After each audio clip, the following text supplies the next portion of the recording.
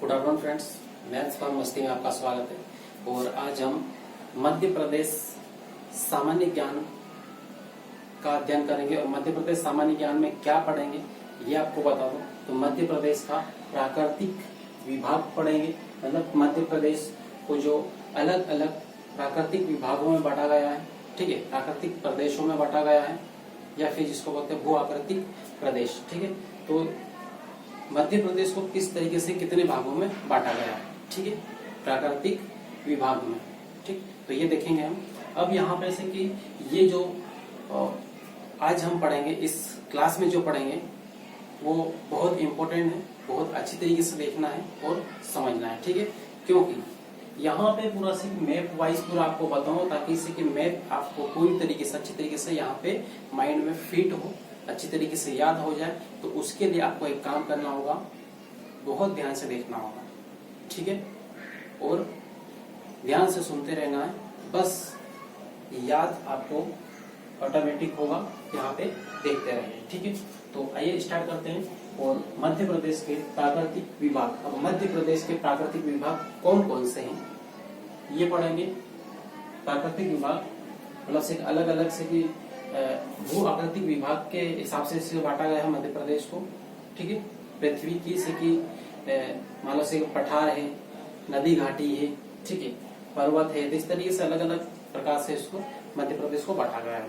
अब भू आकृतिक या फिर प्राकृतिक विभाग की बात करने से पहले आपको सके दो बातें बता दो जो आपको याद रखना है। बहुत इंपॉर्टेंट फैक्ट है जो मैं बताने जा रहा हूँ, ठीक है। बहुत ध्यान से सुनना। सबसे पहला ध्यान से सुनना, ठीक है। सबसे पहला जो फैक्ट ये है कि जो मध्य प्रदेश है, ठीक है, हमारा मध्य प्रदेश है, मध्य प्रदेश गोंडवाना लैंड का भाग है। सबसे पहला, ठीक है, बहुत इंपॉर्टेंट है, अच्छी तरीके से याद रखना। क्या है? मध्य प्रदेश गोंडवाना लैंड का एक भाग है, ठीक है। ये उसके बाद फिर दूसरा, अभी यहाँ पे मैं लिख देता हूँ, जैसे कि ये लिखा है मध्य प्रदेश गोंडवाना लैंड का भाग है, सबसे पहला। उसके बाद दूसरा जो बहुत महत्वपूर्ण पॉइंट है वो ये है, जो सेकेंड पॉइंट है, सेकेंड पॉइंट मध्य प्रदेश, ठीक है, ये मध्य प्रदेश भारत के प्रायद्वीप पठार का उत्तरी भाग है, ठीक है। बहुत ध्यान से देखना। मध्य प्रदेश भारत के प्रायद्वीपीय पठार का उत्तरी भाग है। अब प्रायद्वीपीय पठार कौन सा है तो आप देख लो यहाँ पे फटाफट। मान लो से कि ये इंडिया है, ठीक है।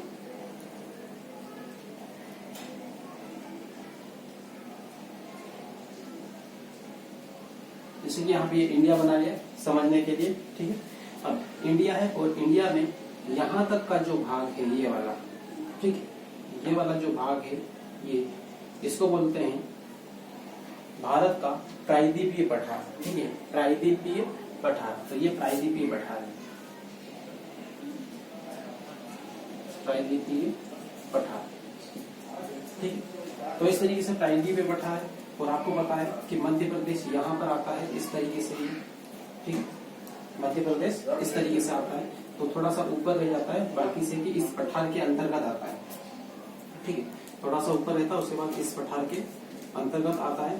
तो इसका मतलब यहाँ पे हम ये कह सकते हैं कि भारत के प्रायद्वीपीय पठार का भाग है कौन? मध्य प्रदेश। ये मध्य प्रदेश है, भारत का प्रायद्वीपीय पठार है, प्रायद्वीपीय पठार का ये भाग है, ठीक है। क्लियर? दोनों पॉइंट क्लियर है, दोनों बहुत इंपॉर्टेंट है, कई एग्जाम में आए हुए हैं, इसलिए आपको मैं ये बार बार बता रहा हूँ। तो दोनों को ध्यान रखना है, ठीक है, माइंड में ऐसे कैसे उतार लेना है ताकि इसे आपको कभी भी ये आ जाए तो आपके नंबर ना घटे, ठीक है।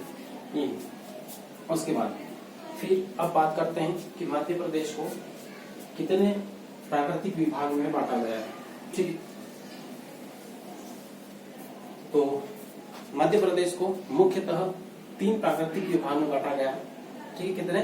3, ठीक। अब आप ये बोलोगे 3 कौन कौन से हैं, तो बिल्कुल बताऊंगा यहाँ पे 3 कौन कौन से हैं, ठीक है। तो देख लो अब 3 भाग। भू आकृतिक प्रदेश ये विभाग, ठीक है।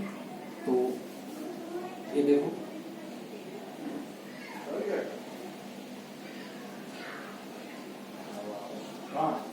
ये ठीक।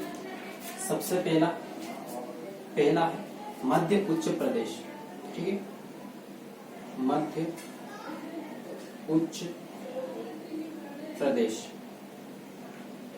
मध्य उच्च प्रदेश, ये सबसे पहला भाग है मध्य प्रदेश का। भू आकृतिक प्रदेश के आधार पर जो विभाजन हुआ उसमें सबसे पहला जो भाग है कौन सा है, मध्य उच्च प्रदेश, ठीक है, मध्य उच्च प्रदेश। अब उसके बाद में दूसरा कौन सा है, तो दूसरा है यहाँ पे सतपुड़ा मैकाल, सतपुड़ा मैकाल श्रेणी, ठीक है, सतपुड़ा मैकाल श्रेणी। तो इस तरीके से यहाँ पे ये दूसरा भाग है, ठीक है। अब सेकंड, पहला, दूसरा, तीसरा। अब तीसरे नंबर पे कौन सा है, तो तीसरे नंबर पे है यहाँ पे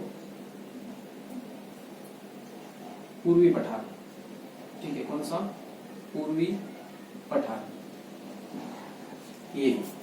तो पूर्वी पठार में क्या आएगा, पूर्वी पठार में आएगा बघेलखंड, बघेलखंड, ठीक है। तो पूर्वी पठार में क्या आएगा, बघेलखंड। तो इस तरीके से यहाँ पे पूर्वी पठार में ये आ जाएगा। तो मध्य प्रदेश के कितने भाग हैं, तो 3 भाग है। भू आकृतिक विभाग के आधार पर जो एमपी को बांटा है वो 3 भागों में बांटा गया है, ठीक। अब ये तो क्लियर है। अब इसके बाद में यहाँ पर जैसे कि मध्य उच्च प्रदेश है, ठीक है, मध्य उच्च प्रदेश है, ये इन तीनों में, ठीक है, 1 2 3, इन तीनों में सबसे बड़ा भूभाग है, ठीक है, सबसे बड़ा भूभाग है। तो मध्य उच्च प्रदेश सबसे बड़ा भूभाग है किसका, एमपी का, ठीक है, ये है। अब इसके अंतर्गत क्या क्या आएगा, इसके उपभाग कौन कौन से आएंगे, तो आपको बता दूं यहाँ पे मैं मध्य प्रदेश उच्च, ये मध्य उच्च प्रदेश, इसको 5 उपभागों में बांटा गया है। कितने, 5 उपभागों में बांटा गया है।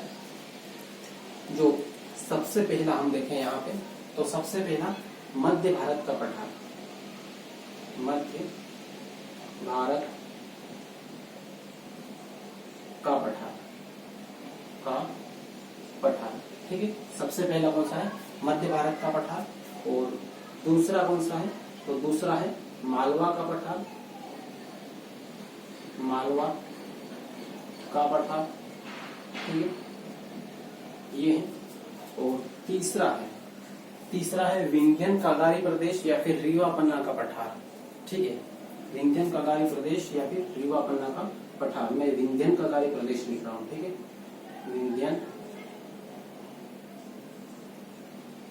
कागारी प्रदेश, विंध्यन कागारी प्रदेश, ये है। उसके बाद में चौथा कौन सा है, देखो आपको यहाँ पे मैप में भी बता देता हूँ।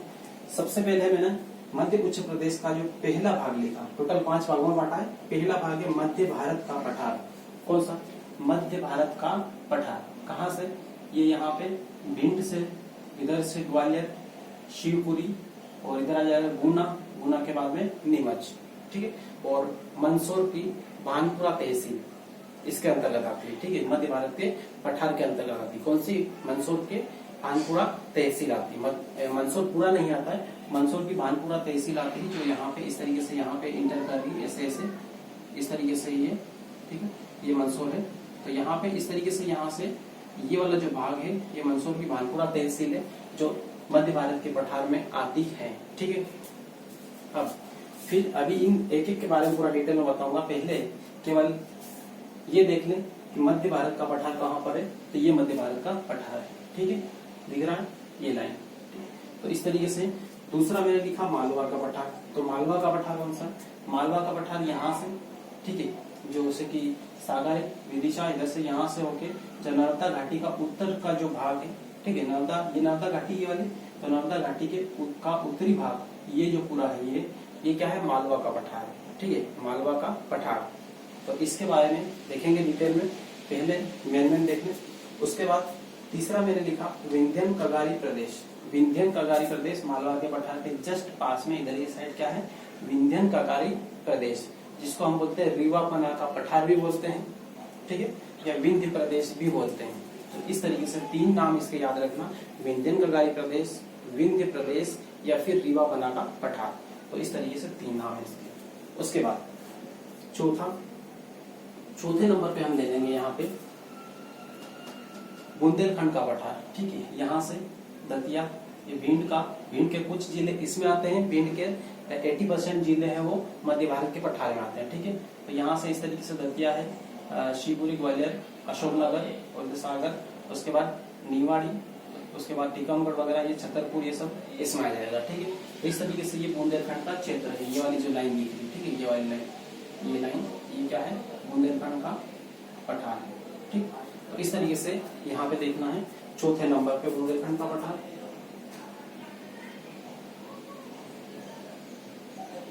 बुंदेलखंड का पठार, ठीक, बुंदेलखंड का पठार ये है।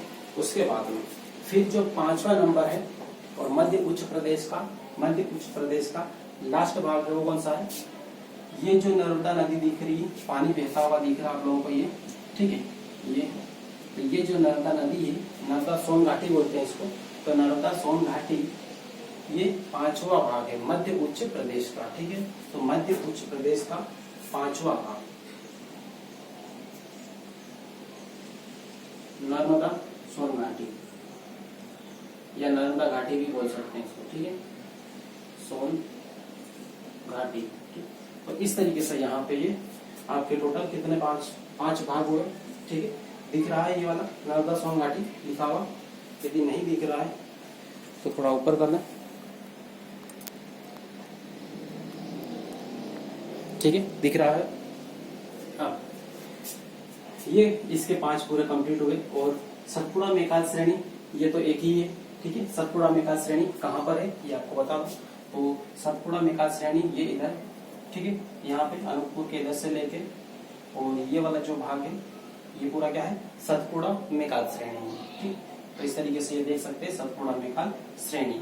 तो सतपुड़ा मेकाल श्रेणी, उसके बाद में जो पूर्वी पठार है, तो पूर्वी पठार कौन सा है, तो पूर्वी पठार किसको बोलते हैं, मध्य प्रदेश के पूर्व में कौन सा वाला भाग है, तो बघेलखंड है। कौन सा है, बघेलखंड का पठार। तो ये वाला जो गोले गोले वाला भाग दिख रहा है आपको, ये वाला यहाँ से लेके, ठीक है, ये वाला जो भाग है ये इधर, यहाँ पे सीधी सिंगरौली, ठीक है, शहडोल वगैरह, अनूपपुर वगैरह, ये सब इसमें आ जाएगा, इसमें बघेलखंड के पठार में। तो इस तरीके से यहाँ पे ये हुआ अपना प्राकृतिक विभाग। और प्राकृतिक विभाग के आधार पर मध्य प्रदेश को कितने भागों में बांटा, 3 भागों में बांटा है। तो 1, 2, 3। उसके बाद मध्य उच्च प्रदेश को फिर से 5 उप भागों में बांटा गया है। 5 कौन से, ये आपको मैंने बताया पूरे।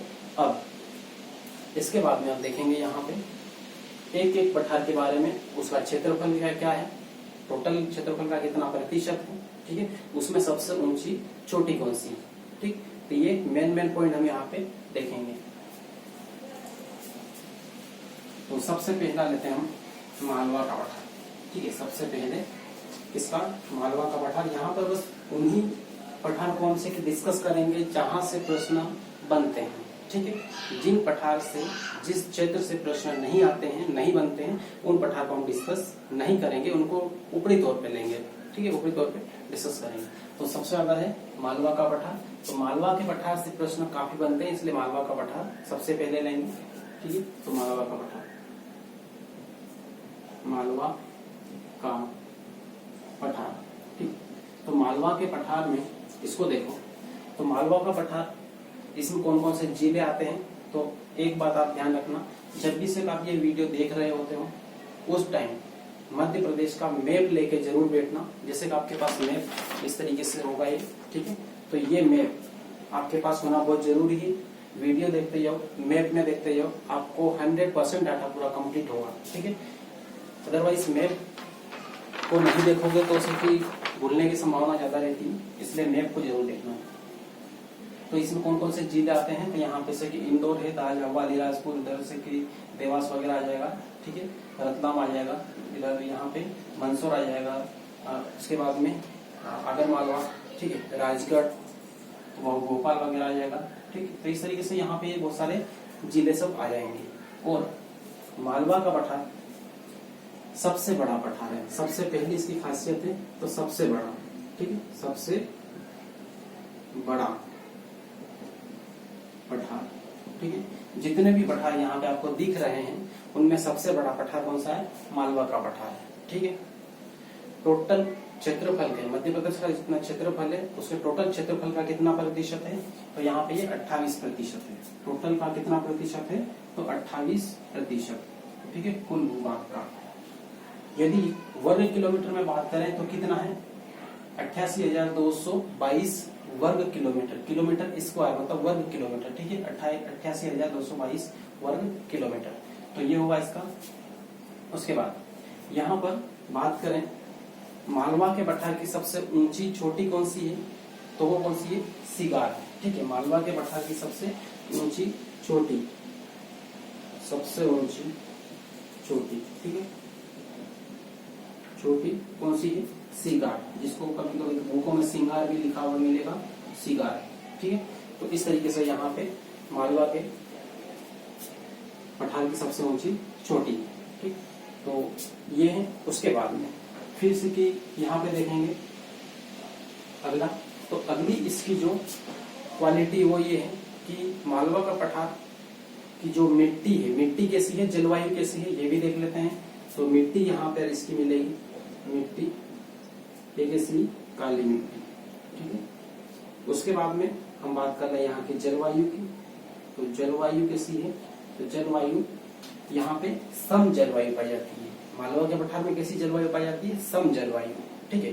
जैसे पूरे एमपी की बात करें तो मानसूनी जलवायु, ठीक है, या फिर उष्ण कटिबंधीय मानसूनी जलवायु, लेकिन केवल मालवा के पठार की बात करें तो कैसी आएगी, सम जलवायु, सम जलवायु, ठीक,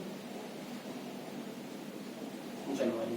तो इस तरीके से यहाँ पे ये इसके मालवा के पठार के जो मेन फैक्ट हैं, ठीक, ये ले लिए। बाकी से कि इसके बारे में और डिटेल में मैंने से पिछले बार से पढ़ा दिया है, वहां पे जाकर आप देख सकते हो। जलवायु को पूरे चैप्टर में पूरा जलवायु पढ़ा है, और वर्षा के इसमें वर्षा भी पढ़ाई है, मालवा के पठार की सब एक एक शब्द पूरा पढ़ा है, ठीक है। यहाँ पे मेन फैक्ट केवल डिस्कस करेंगे, ठीक। तो मालवा के पठार का ये हुआ। उसके बाद फिर बढ़ते हैं दूसरे से के अगला पठार। इसमें एक पॉइंट और आपको बता देता हूं मैं, मध्य प्रदेश के जो मालवा का पठार है, मालवा के पठार में चोटियां और कौन कौन सी है, सिगार के अलावा, जैसे कि सिगार लिखा, तो सिगार की जो ऊंचाई है देती है 881 मीटर है, ठीक है, 881 मीटर है, कितना मीटर ऊंची, ठीक है।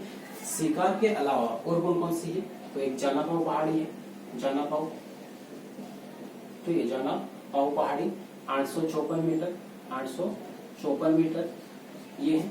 उसके बाद में और कौन सी है, तो एक और है यहाँ पे धजारी, धजारी पहाड़ी, धजारी, ठीक है, ये है 810 मीटर। तो इस तरीके से यहाँ पे ये इसकी प्रमुख चोटियां, ठीक। इसके बाद में फिर हम बढ़ते हैं आगे, और आगे जो स्थिति देखेंगे कौन सा, इसमें सबसे पहला ये है, फर्स्ट नंबर पे अपन ने ये पढ़ा, ठीक है, पहला। उसके बाद फिर देखेंगे नर्मदा घाटी, नर्मदा सोन घाटी। क्यों, सबसे बड़ा क्षेत्रफल मालवा के पठार का है, पूरे एमपी में जितने पठार है उसमें। और सेकंड नंबर पे आता है नर्मदा सोन घाटी, ठीक है। नर्मदा सोन घाटी ये 28% है, तो ये कितना है, 26% है, ठीक है। मतलब जस्ट इसके बाद में इसका नंबर आता है, सबसे ज्यादा ये, इससे कम ये, ठीक है, उससे कम फिर यहाँ पे सतपुड़ा आ जाएगा। तो इस तरीके से इसको देखेंगे नर्मदा सोन घाटी, ठीक है।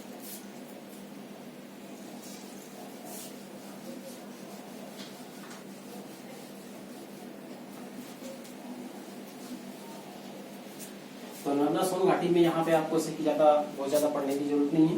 इसमें मेन से इफेक्ट ये ध्यान रखना है कि नर्मदा सोन घाटी, इसका एरिया कितना है नर्मदा सोन घाटी का, तो यहाँ पे 86,000 वर्ग किलोमीटर, ठीक है, 86,000 वर्ग किलोमीटर, ठीक। उसके बाद में इसका जो टोटल कुल क्षेत्रफल का कितना प्रतिशत है, तो 26% है टोटल क्षेत्रफल का। मध्य प्रदेश का टोटल क्षेत्रफल है 308,252, उसका टोटल कितना है, ये वाला, ये 26% है। जैसे कि यहाँ पे ये वाला टोटल का कितना था, 28%, ठीक है, ये कितना था, 28%। तो इस तरीके से ये नर्मदा सोन घाटी, ठीक। उसके बाद अब नर्मदा सोन घाटी का थोड़ा सी कहानी देख लो। नर्मदा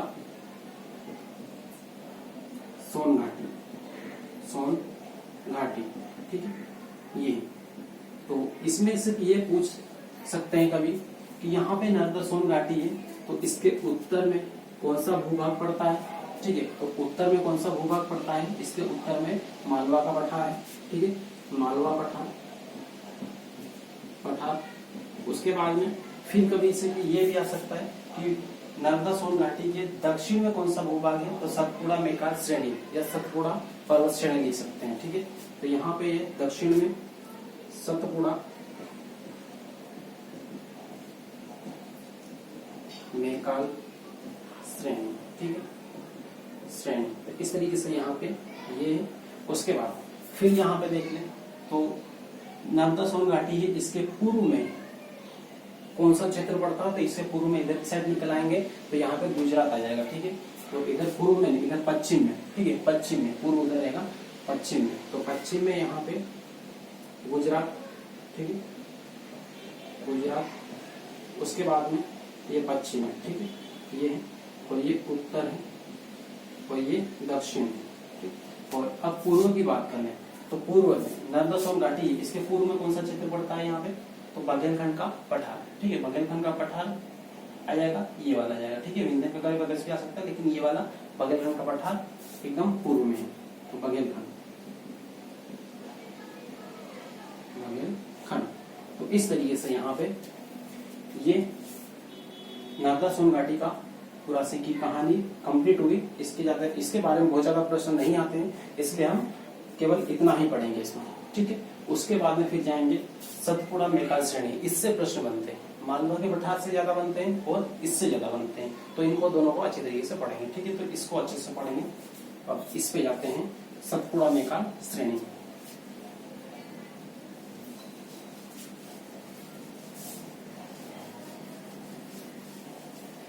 सतपुड़ा मेकाल श्रेणी को देखेंगे तो यहाँ पे सतपुड़ा मेकाल श्रेणी, ठीक है, ये।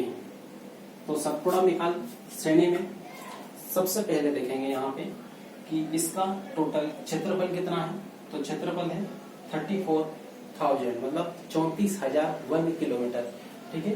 तो ये क्षेत्रफल इसका 34,000 वर्ग किलोमीटर, यहाँ पे लिखने की जरूरत नहीं है, वैसे यहाँ पे ये लिखा हुआ है, ठीक है। उसके बाद फिर देखें यहाँ पे तो इसके ये 34,000 वर्ग किलोमीटर टोटल है, ये पूरी एमपी का जो क्षेत्रफल है 308,252, उसका कितना प्रतिशत है, तो उसका कितना है 11% है, ठीक है। तीसरे नंबर पे आता है यहाँ पे, पहला ये और दूसरा ये, ठीक है, सेकंड, और ये थर्ड नंबर पे आता है, ठीक है, तीसरे नंबर पे।